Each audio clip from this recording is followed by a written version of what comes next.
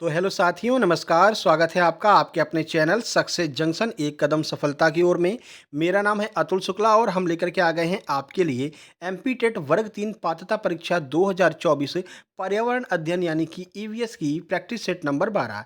इससे पहले 11 video already upload कर चुके हैं, जिसमें सीडीपी की 3 वीडियो, चाइल्ड डेवलपमेंट की 3 वीडियो, 4 वीडियो आपकी ईवीएस की और 2 वीडियो मैथ की अपलोड कर चुके हैं। और ये आपकी ईवीएस की वीडियो नंबर 5 है। तो ये सारी वीडियो एक साथ आप देख सकते हैं। चैनल की प्लेलिस्ट में जाकर के चेक करेंगे, एमपी टेट फ्री क्लासेस के नाम से एक प्लेलिस्ट अलग से बना दी है, उसमें ये सारी क्लासेज आपको मिल जाएंगी। और अगर आप इसी सीरीज को कंटिन्यू कर लेते हैं, इसी सीरीज को अच्छे से देख लेते हैं, तो आप आसानी से 90 नंबर लेकर के आ जाएंगे। और जो आरक्षित वाले हैं वो आराम से 75 नंबर लेकर के आ जाएंगे। आराम से आपका एग्जाम क्वालिफाई हो जाएगा। तो अति संभावित प्रश्नों की ये सीरीज हमने शुरू की है, जिसमें प्रीवियस ईयर के क्वेश्चन के साथ साथ में जो आगे एग्जाम में प्रश्न आ सकते हैं या जो रिसेंट में प्रश्न आए हैं विभिन्न एग्जामों में, उन प्रश्नों को भी हमने कवर किया है। तो थोड़े से प्रश्न आपको 10% प्रश्न इसमें आपको कठिन भी मिलने वाले हैं, तो परेशान नहीं होना है। लेवल हमने उसी तरह का सेट किया है कि मान लीजिए आपकी शिफ्ट में थोड़े से कठिन प्रश्न आ जाएं, तो उससे में भी आपको दिक्कत का सामना नहीं करना पड़े। तो चलिए शुरुआत करते हैं। वीडियो को लाइक करके चैनल को सब्सक्राइब कर लेना, जिससे कि आगे जितने भी वीडियो आने वाली हैं उस सही समय पर आप तक पहुंच सकें, और नोटिफिकेशन बेल भी आपको ज़रूर दबा लेना है। चलिए शुरुआत करते हैं, देखते हैं आज का पहला प्रश्न क्या है। देखिए, तो आज का पहला प्रश्न है, ये आपका करंट से रिलेटेड प्रश्न है, रिसेंट प्रश्न आया हुआ है। उड़ीसा सरकार ने राज्य के 20 किलोमीटर तट पर मशीनी मछली पकड़ने पर प्रतिबंध लगा दिया है। यह किस जीव के संरक्षण के लिए है? अभी हाल ही में उड़ीसा सरकार के द्वारा मशीनों से जो मछलियां पकड़ी जाती थी उस पर रोक लगा दिया गया है। ऐसा क्यों किया गया है? ऑप्शन देखते हैं। ओलिव रिडले कछुए के संरक्षण के लिए, खारे पानी के मगरमच्छ को बचाने के लिए, हिल्सा मछली को बचाने के लिए, या ऑप्शन नंबर डी है मैंग्रोव केकड़े को बचाने के लिए। सही आंसर आपका ऑप्शन नंबर ए हो जाएगा कि ओलिव रिडले जो कछुए होते हैं वो केवल उड़ीसा में ही पाए जाते हैं। तो ओलिव रिडले कछुए को बचाने के लिए उड़ीसा सरकार ने अभी हाल ही में जो मशीनों से मछलियां पकड़ी जाती हैं उस पर रोक लगा दी है। देखिए, तो उड़ीसा सरकार के प्रयास ओलिव रिडले कछुआ के संरक्षण पर केंद्रित है। यह एकमात्र समुद्री कछुआ है जो समकालिक सामूहिक घोंसला बनाते हैं। तो ये जो कछुए होते हैं वो घोंसला बना करके रहते हैं और केवल उड़ीसा में पाए जाते हैं। अगला प्रश्न देखिए, प्रश्न नंबर 2 है।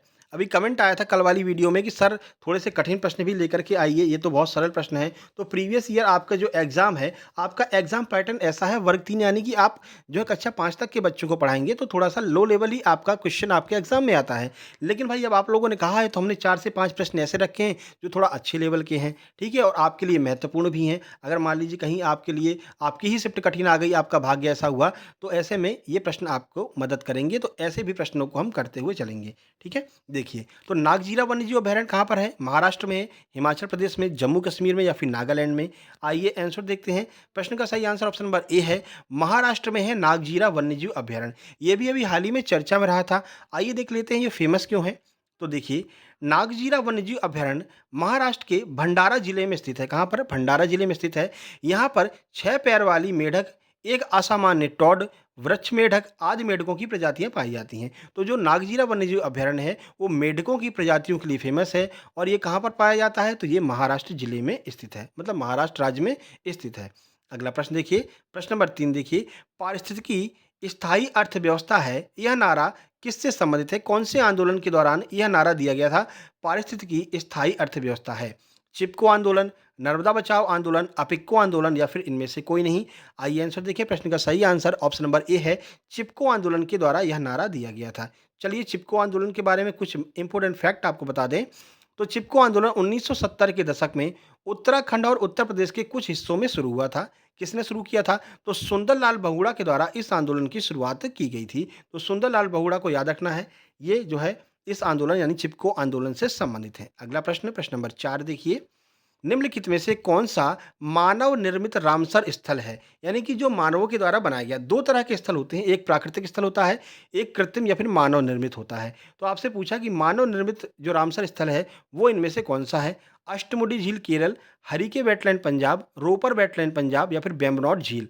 सही आंसर आपका ऑप्शन नंबर बी हो जाएगा। जो हरिके वेटलैंड है वो जो है मानवों के द्वारा निर्मित वेटलैंड है। देखिए कहाँ पर है, आइए देख लेते हैं। तो हरिके वेटलैंड और झील का निर्माण 1953 में सतलुज नदी पर हैंडवर्क के माध्यम से किया गया था। प्रश्न बन सकता है, हरिके वेटलैंड किस नदी पर स्थित है? तो ये सतलुज नदी पर स्थित है, याद रखना है आपको। चलिए प्रश्न नंबर 5 देख लेते हैं। प्रश्न नंबर 5 है, स्टॉकहोम कन्वेंशन एक विश्वव्यापी संधि है जिसका उद्देश्य किसको समाप्त करना था? एक कन्वेंशन आपके एग्जाम में जरूर आएगा, तो स्टॉकहोम कन्वेंशन के बारे में आपको बता देते हैं। पॉलीथीन उत्पाद को समाप्त करना, ग्रीन हाउस गैसों को समाप्त करना, स्थायी कार्बनिक प्रदूषकों को, या फिर रासायनिक उर्वरक, किसको समाप्त करना उद्देश्य था स्टॉकहोम कन्वेंशन का? सही आंसर ऑप्शन नंबर सी हो जाएगा। जो स्थायी कार्बनिक प्रदूषक होते हैं, इनको समाप्त करना मुख्य उद्देश्य था स्टॉकहोम कन्वेंशन का। कब हुआ था, आइए देख लेते हैं। तो स्टॉकहोम कन्वेंशन एक संधि है जिस पर पर्यावरण के उद्देश्य से 2001 में हस्ताक्षर किए गए थे। तो ये कन्वेंशन 2001 में हुआ था। इसका मुख्य उद्देश्य स्थायी कार्बनिक प्रदूषण जैसे डीडीटी, एल्ड्रिन, पीसीबी इत्यादि को समाप्त करना है। तो डीडीटी को आप जानते ही हैं, जो खेतों में छिड़काव किया जाता है, यह एक स्थायी प्रदूषक होता है। ये जो आपकी मिट्टी होती है, इस मिट्टी को तो खराब करता ही है, साथ ही साथ में ये वायु प्रदूषण भी करता है, ठीक है। तो ऐसे सभी प्रदूषक जो स्थायी प्रदूषक होते हैं, इनको समाप्त करने के लिए स्टॉकहोम कन्वेंशन शुरू किया गया था। अगला प्रश्न देखिए, अब यहाँ से आपको सरल प्रश्न दिखने लगेंगे। भारत का राष्ट्रीय जलीय जीव कौन सा है? ये आपके पीवाईक्यू वाले प्रश्न हैं जो प्रीवियस ईयर में पूछे गए हैं, ठीक है। ऐसे ही प्रश्न आपके प्रीवियस ईयर में पूछे जाते रहे हैं। आगे भी ऐसे ही प्रश्न आएंगे, कोई परेशानी वाली बात नहीं है, लेकिन हम डिटेल में आपको जानकारी देंगे जिससे कि मान लीजिए इसके अंदर से कोई प्रश्न पूछे तो वो भी आप बता सकें। तो भारत का जलीय जीव कौन सा है? गंगा डॉल्फिन, कछुआ, मगरमच्छ, या फिर महासीर? आइए आंसर देखिए। प्रश्न का सही आंसर ऑप्शन नंबर ए है। जो गंगा डॉल्फिन है वो भारत का राष्ट्रीय जलीय जीव है। अब आपको ये बताना है, ये जो महासीर है, ये किस राज्य की राजकीय मछली है? इससे पहले वाले वीडियो में हमने इसके बारे में बताया था। अगर आपने देखी होगी वो वीडियो तो जरूर कमेंट बॉक्स में कमेंट करेंगे। देखिए, फिलहाल गंगा डॉल्फिन के बारे में आपको बता दें। गंगा डॉल्फिन को भारत का राष्ट्रीय जलीय पशु घोषित किया गया है। इस स्तनपायी को पवित्र गंगा की पवित्रता का प्रतिनिधित्व करने वाला भी कहा जाता है, क्योंकि यह केवल शुद्ध और ताजे पानी में ही जिंदा रह सकती है। तो जो आपकी गंगा डॉल्फिन है, ये केवल जो चलता हुआ पानी रहता है, बहता हुआ पानी रहता है, उसमें ही ये रहती है, रुके हुए पानी में नहीं रहती है। झील में, तालाब में आपको नहीं देखने को ये मिलेगी। अगला प्रश्न देखिए, सुपरसोनिक जेट का हानिकारक प्रभाव क्या है? जो सुपरसोनिक जेट होते हैं, जो जेट विमान सुपरसोनिक होते हैं, तो उसका हानिकारक प्रभाव क्या होता है? ओजोन का विनाश करते हैं, ध्वनि प्रदूषण करते हैं, उच्च विकास लागत है, या फिर उपरोक्त सभी? आंसर की बात करें, सही आंसर ऑप्शन नंबर डी है, उपरोक्त सभी। ये सारे जो प्रभाव हैं वो सुपरसोनिक, जो आपके सुपरसोनिक जो जेट होते हैं, इनके प्रभाव होते हैं। ओजोन परत का विनाश भी हो सकता है, ध्वनि प्रदूषण बहुत ज़्यादा करते हैं, बहुत ज़्यादा आवाज़ करते हैं, और अगर ये एक बार ख़राब हो जाए तो इनके मेंटेनेंस में बहुत ज़्यादा पैसे लगाने पड़ते हैं।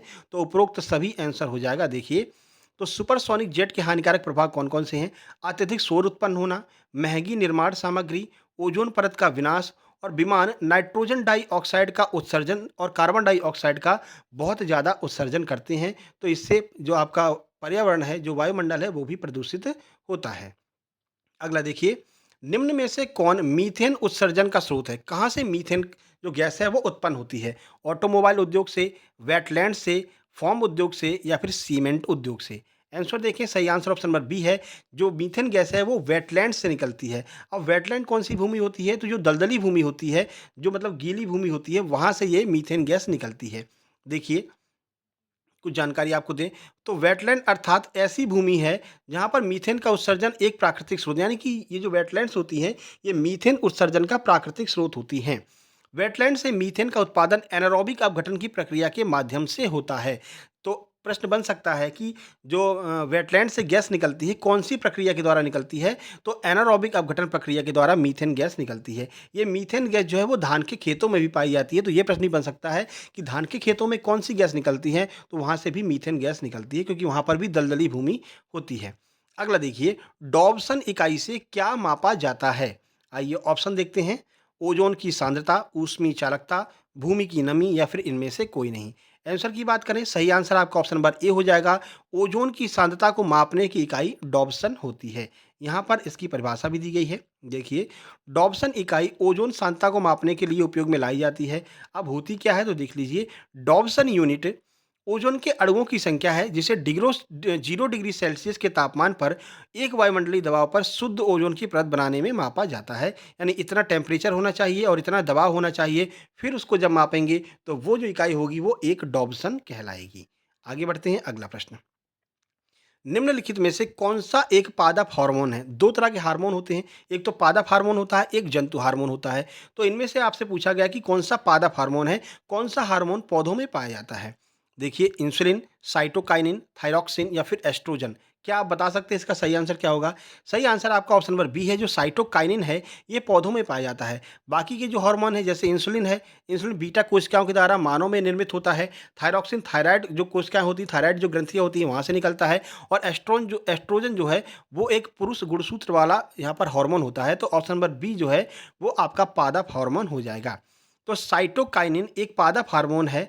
अन्य पादप हार्मोन कौन-कौन से हैं? तो ऑक्सिन हो गया, एथिलीन हो गया, एब्सिक्सिक अम्ल हो गया, जिब्रेलिन हो गया, ये सारे पादप हार्मोन होते हैं। जिब्रेलिन बहुत महत्वपूर्ण है, ये भी कई बार पूछा गया है। आगे बढ़ते हैं। पौधे नाइट्रोजन को किस रूप में ग्रहण करते हैं? नाइट्रोजन गैस के रूप में, नाइट्रेट के रूप में, नाइट्राइड के रूप में या फिर अमोनिया के रूप में? प्रश्न का सही आंसर आपका ऑप्शन नंबर बी हो जाएगा। नाइट्रेट के रूप में जो है पौधे हैं वो नाइट्रोजन गैस को ग्रहण करते हैं। यहाँ पर आंसर गलत लिखा है, इसको बी कर लेना, ठीक है? ये आपका बी हो जाएगा। देखिए बी हो जाएगा। तो पौधे नाइट्रोजन का अवशोषण मुख्यतः नाइट्रेट आयन के रूप में करते हैं। नाइट्रोजन पौधों में प्रोटीन निर्माण के लिए आवश्यक है। इसकी कमी से पौधों की वृद्धि रुक जाती है। अगर ये नाइट्रोजन गैस को नहीं लेंगे नाइट्रेट के रूप में तो इन पौधों की वृद्धि नहीं होती है और आप देखते हैं कि कई-कई पौधे बौने रह जाते हैं, छोटे रह जाते हैं, तो उनको नाइट्रोजन पूरी तरह से नहीं मिल पाती है, इस वजह से वो बौने और छोटे रह जाते हैं। प्रश्न नंबर 12 देखिए, निम्न में से कौन-सा मैंग्रोव क्षेत्र गोदावरी नदी के डेल्टा पर अवस्थित है? मैंग्रोव क्षेत्र सुनते ही आपके दिमाग में सुंदरवन डेल्टा आ जाता है, जो कि आपका ब्रह्मपुत्र नदी पर है और वो सबसे बड़ा है। लेकिन आपसे ये भी पूछा जाता है कि दूसरे नंबर का डेल्टा कौन-सा है? तो देखिए कुंडापुर, होन्नवार, मोल्पा या फिर कोरिंगा। कमेंट बॉक्स में कमेंट ज़रूर कीजिएगा कि लास्ट में आपके कितने नंबर आए, क्योंकि आज हमने 10% प्रश्न कठिन स्तर के भी रखे हैं। सही आंसर आपका ऑप्शन नंबर डी हो जाएगा। जो कोरिंगा मैंग्रोव क्षेत्र है वो यहाँ पर गोदावरी नदी बेसिन में स्थित है। तो कोरिंगा मैंग्रोव क्षेत्र गोदावरी नदी डेल्टा पर अवस्थित है। यह भारत में सुंदरवन के बाद में दूसरा सबसे बड़ा मैंग्रोव क्षेत्र है, कोरिंगा जो आपका मैंग्रोव क्षेत्र है। अगला प्रश्न, प्रश्न नंबर 13, इनमें से कौन-सा गैर जलवायु कारक है? मतलब इनमें से कौन-सा ऐसा कारक है जिसका जलवायु पर कोई इफ़ेक्ट नहीं पड़ता है? जैसे दबाव है, दबाव अगर आपका ज़्यादा होता है तो बारिश हो जाती है, आर्द्रता ज़्यादा है तो बारिश हो जाएगी, नमी ज़्यादा है तो आपकी गर्मी बहुत पड़ेगी। तो ऐसा यहाँ पर कौन-सा ऑप्शन है जिसका प्रभाव जलवायु पर नहीं पड़ता है? तो आइए आंसर देख लेते हैं। प्रश्न का सही आंसर है ऑप्शन नंबर डी, यानी जो भूमि अवक्रमण है, भूमि अवक्रमण का जलवायु पर कोई प्रभाव नहीं पड़ता। भूमि अवक्रमण का अर्थ अर्थ है कहीं पर भूमि को काटा जा रहा है, वहाँ पर रोड बनाई जा रही है, सड़क बनाई जा रही है, तो उसका जलवायु पर कोई इफ़ेक्ट नहीं पड़ेगा। यानी कि उससे ना तो कोई बारिश होने वाली है, ना उससे कोई गर्मी बढ़ने वाली है। तो भूमि अवक्रमण का कोई इफ़ेक्ट नहीं पड़ता है जलवायु पर, तो यही गैर जलवायु कारक हो जाएगा। प्रश्न नंबर 14 देखिए, निम्न में से कौन-सा जंगल का कार्य नहीं है? इनमें से कौन-सा जंगल के द्वारा नहीं किया जाता है? सतह से वर्षा जल के प्रवाह को कम करना, बिल्कुल सही बात है। पानी अगर तेज़ी से बह रहा है स्पीड में और अगर कहीं पर वृक्ष आ जाता है तो वो प्रवाह को कम कर देता है, उसकी स्पीड को कम कर देता है, बिल्कुल सही है। ऑप्शन बी है मिट्टी के कटाव को रोकना, ये भी बिल्कुल सही है। जो पेड़ की जड़ें होती हैं वो मिट्टी को बाँध करके रखती हैं, तो पानी कितनी भी तेज़ी से बहे लेकिन मिट्टी को नहीं काट पाएगा, क्योंकि वो पेड़ों की जड़ों से बंधी हुई होती हैं, तो ये भी जंगल का कार्य होता है। स्थायी तापमान को नियंत्रित करना, ये भी बिल्कुल जंगल का कार्य होता है। बहुत सारे पेड़ अगर एक जगह पर लगे हैं और कहीं मान लीजिए लू बह रही है, लू मतलब गर्म हवा बह रही है, तो ये सब पेड़ों से टकरा करके उनकी पत्तियों के द्वारा उसकी गर्मी को सोख लिया जाता है। तो वहाँ के टेम्परेचर के नियंत्रण का कार्य भी जंगलों के द्वारा किया जाता है, लेकिन ध्वनि प्रदूषण का जंगलों से कोई लेना-देना नहीं है। तो ध्वनि प्रदूषण ये आपका बिल्कुल सही आंसर ऑप्शन नंबर डी हो जाएगा। बाकी जो चीज़ें अभी हमने आपको ऊपर बताई हैं, वही यहाँ पर हमने लिख के आपको बता दिया है। प्रश्न नंबर 15 देखिए, कौन सी मानव गतिविधि वातावरण में मौजूद ऑक्सीजन के स्तर को कम कर सकती है? ऑक्सीजन बहुत ज़रूरी है, आपको पता है मानवों के लिए ऑक्सीजन बहुत ज़रूरी है, तो कौन सी ऐसी गतिविधि है जो ऑक्सीजन को कम करेगी?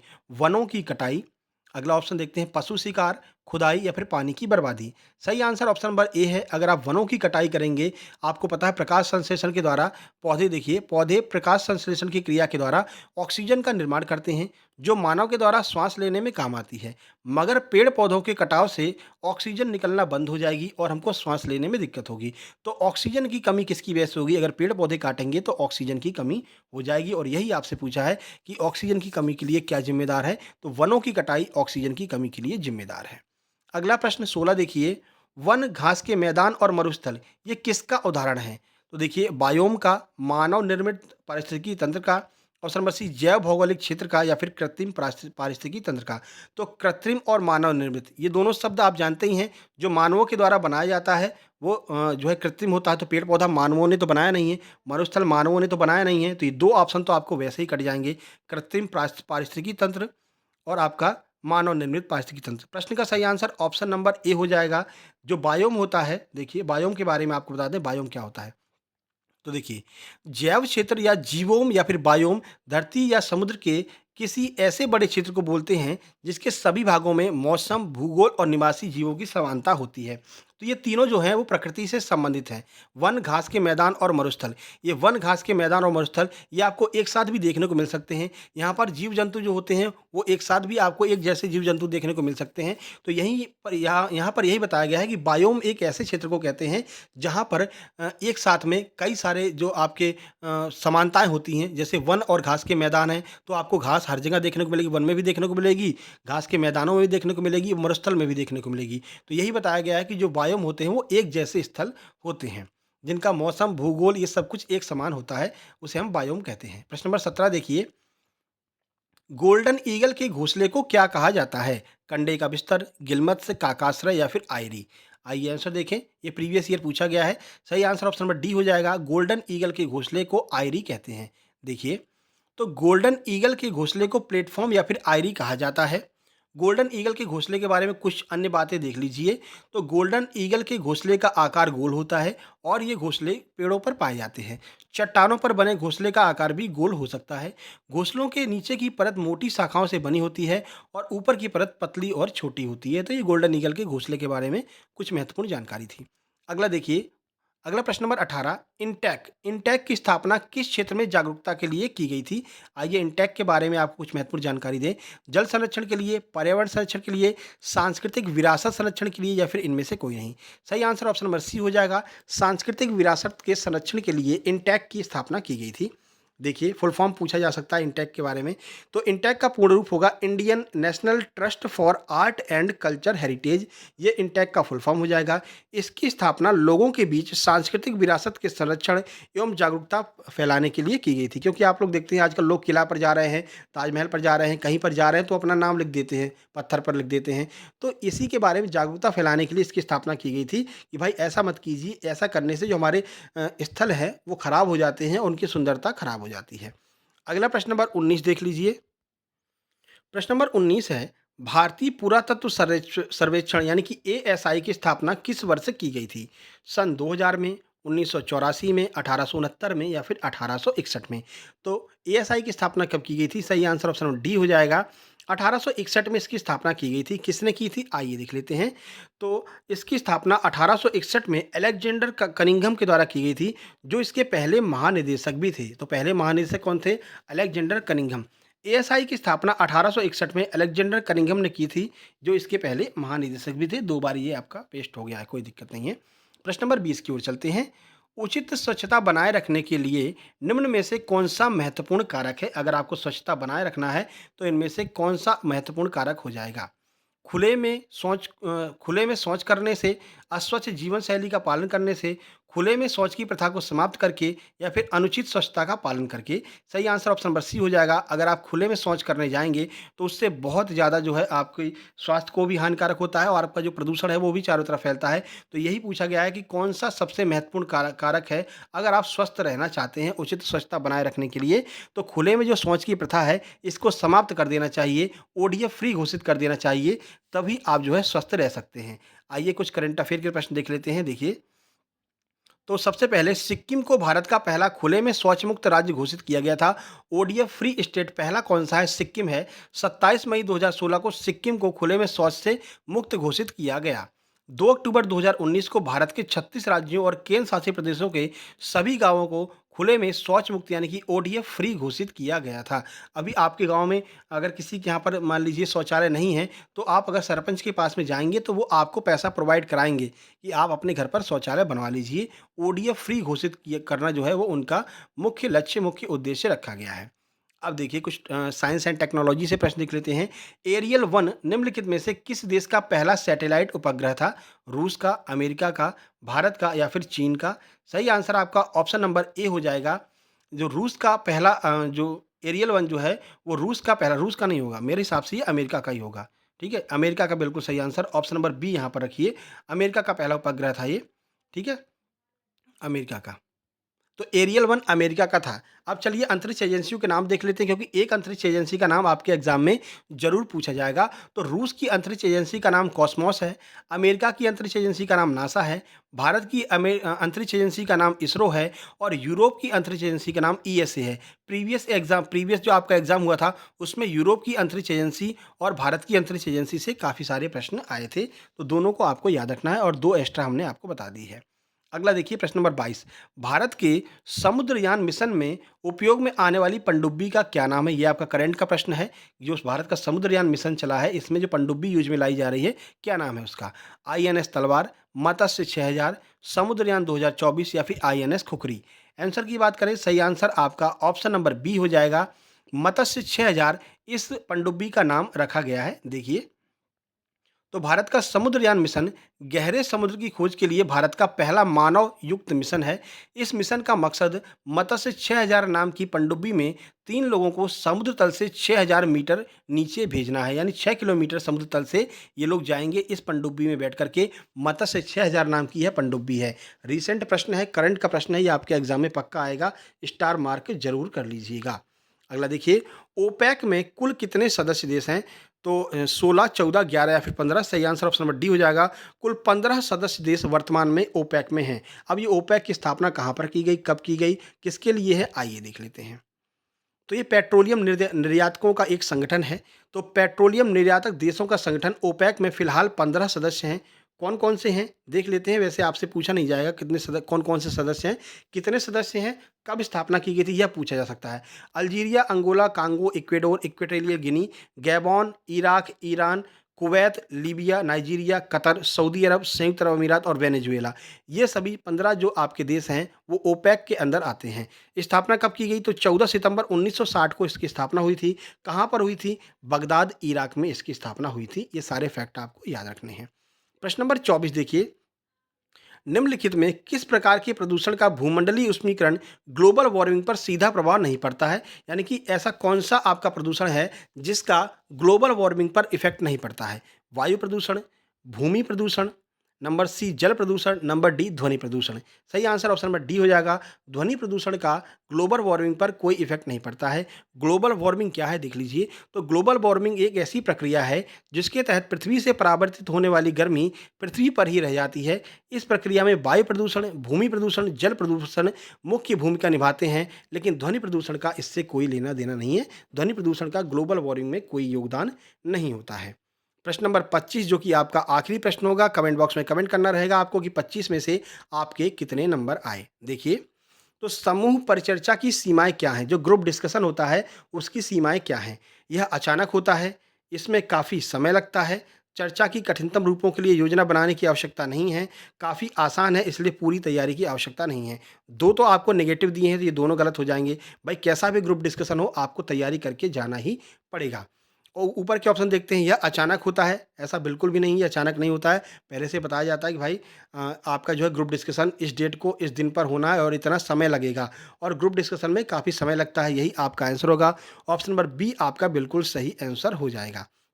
देखिए, सामूहिक परिचर्चा अर्थात ग्रुप डिस्कशन एक तरह की चर्चा है जिसमें एक विशेष विषय के ऊपर आपस में विचार विमर्श करना होता है। 5-6 लोग बैठे रहते हैं ग्रुप डिस्कशन में, फिर उनको कोई एक टॉपिक दे दिया जाता है, उस पर वो लोग विचार विमर्श करते हैं। एनडीए वगैरह के एग्जाम में, एसएसबी वगैरह के एग्जाम में ये जो ग्रुप डिस्कशन कराया जाता है, इससे जो है किसको कितना पता है, किसकी कितनी विचार हैं, कितना सोच सकता है, वो सारी चीज़ें ग्रुप डिस्कशन के माध्यम से पता चलती हैं। तो ये 25 प्रश्न थे। थोड़े से यहाँ पर 10% प्रश्नों को हमने कठिन रखा था। तो बताइए आपके कितने नंबर आए हैं, कमेंट बॉक्स में कमेंट कीजिए। वीडियो को लाइक कर दीजिए, शेयर कर दीजिए अपने दोस्तों के पास में। चैनल पर पहली बार आए हैं तो सब्सक्राइब करके नोटिफिकेशन बेल जरूर दबा लेना। और जो हम एक्स्ट्रा वीडियो लेकर के आते हैं जैसे अतिथि शिक्षकों के लिए, तो भाई वो उनके लिए ज़रूरी होता है, इसलिए हम लेकर के आते हैं। एक आध वीडियो लेकर के आते हैं, अब तो वो आएगी भी नहीं, उनका ज्वाइनिंग वगैरह हो चुकी है। अब आपकी सीधे क्लासेज चलेंगी, केवल क्लासेज की ही वीडियो आपकी आएगी। ठीक है? चलिए बाकी आपको बता दें, इससे पहले हम जो है आपकी ईवीएस की एक और वीडियो पीवाईक्यू सीरीज़ नंबर 6 में अपलोड कर चुके हैं, सीडीपी की वीडियो अपलोड कर चुके हैं, वो सारी वीडियो आप लोग देख लेना। प्लेलिस्ट के बारे में हमने आपको बता दिया है। नीचे टेलीग्राम चैनल की लिंक दी गई, सक्सेस जंक्शन लाइव के नाम से टेलीग्राम चैनल है, उसको भी आप लोग जॉइन कर लेना और वहाँ पर हम आपके लिए फ्री में जो है स्टडी मटेरियल प्रोवाइड कराते हैं, जैसे राकेश यादव सर के क्लास नोट्स हो गए, नीतू नीतू मैम की इंग्लिश की बुक हो गई, एनसीईआरटी के साइंस सोशल साइंस के नोट्स हो गए, तो वो सब आपको वहाँ पर फ्री में उपलब्ध हैं, तो वो चैनल भी आप लोग जॉइन कर लेना। बाकी अब नेक्स्ट वीडियो आपकी आने वाली है, जो कि आपकी सीडीपी की वीडियो होगी और उसके बाद में हिंदी और इंग्लिश की वीडियो भी आएगी, ठीक है? तो मिलते हैं नेक्स्ट वीडियो में, इसको शेयर कर देना अपने सभी दोस्तों के पास में। तब तक के लिए नमस्कार, धन्यवाद।